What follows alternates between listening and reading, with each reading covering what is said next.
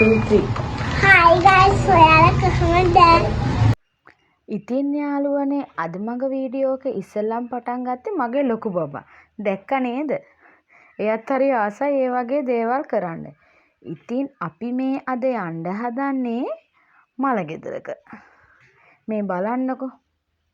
අපේ තාත්තයි, අපේ ආච්චි, අපේ පුංචි ඇවිල්ලා ඉන්නවා නුවරේ ඉඳන් පුංචි, අපේ චූටි නංගි, මගේ බබාලා දෙන්නයි, මමයි, අපේ අම්මයි, අපි ඔක්කොමලා මේ යන්නේ මල ගෙදරක. හදිසියේ වුණ මල ගෙයක් තමයි ඉතින් මේක. ඉතින් බලන්නකෝ යාළුවනේ. මේ තියෙන්නේ අපේ තාත්තගේ ලොකු අක්කලාගේ ගෙදර. මල ගෙදර තියෙන්නේ එහා පැත්තේ ගෙදර තමා. ඉස්සලාම ඉතින් අපි හැමදාම එහාට ගියාම යන්නේ අක්කලා ගෙදරට. මේ ඉතින් ඉන්නේ අක්කලාගේ දුවලා දෙන්නා. මගේ බබා වඩාගෙන ඉන්නෙත් අනිත් දුව. මේ අක්කගේ මහත්තයා. ඉතින් දැන් අපි කට්ටිය මෙයාලා ගෙදරට ගිහිල්ලා අනිත් නැන්දලා ගෙදරට තමයි යන්න හදන්නේ. ඉතින් යාළුවනේ මල ගෙදර වෙලා තියෙන්නේ අපේ පොඩි නැන්දලා ගෙදර. ඒ කියන්නේ අපේ පොඩි නැන්දාගේ මහත්තයාගේ අම්මා තමයි හදිස්සියෙම නැති වුනේ.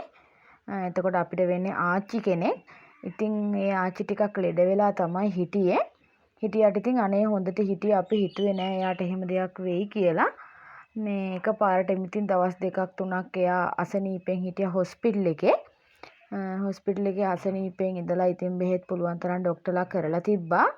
ඒ වුණාට අන්තිමට බේර ගන්න බැරි වෙයි කියලා නැන්දලාට කියලාම මේ ඉතින් එයා ගෙදර එවලා තිබ්බා. ඉතින් ඊට පස්සේ හදිස්සියෙම ඒ ආච්චි නැති වුණා. මේ ඉන්නේ ඉතින් ඒ ආච්චි. හරිම දුකයි යාළුවනේ. තව ඔයාලට කියනවා නම් මේ ආච්චි ගමේ හරිම ප්‍රසිද්ධ කෙනෙක්. ඒ ඇයි දන්නවද?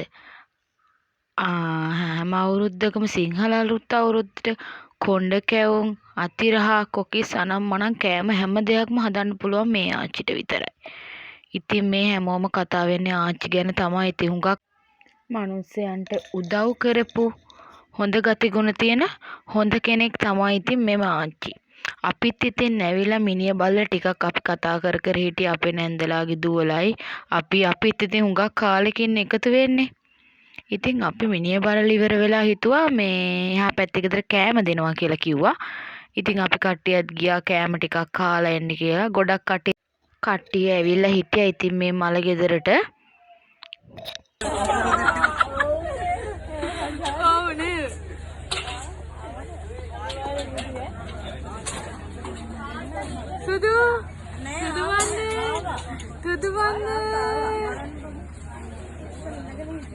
Dutiyampi dhammang saranang gacchami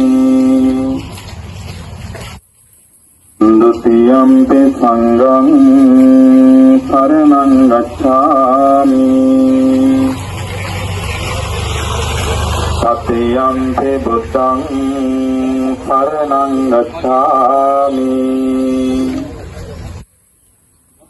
Tatiyampi dhammang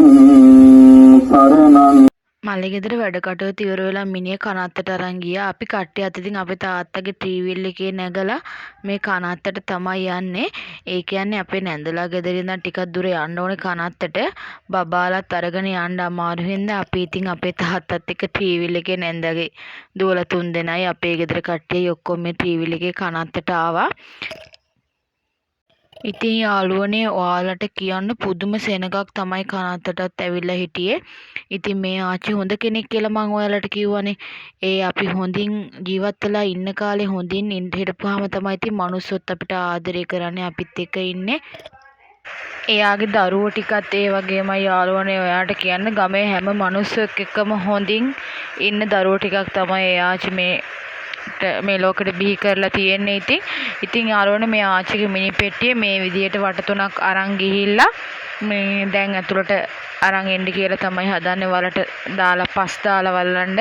ඉතින් මේ වෙලාවේ මාර දුකක් ඉතින් මටත් හිතට දැනුනේ. ඉතින් අපි කවුරුත් යාළුවනේ මේ විදියට තමයි ඉතින් අවසන් ගමන් යන්නේ. ඉතින් අදට මම නවතිනවා. තවත් ලස්සන වීඩියෝ එකකින් එන්නම්.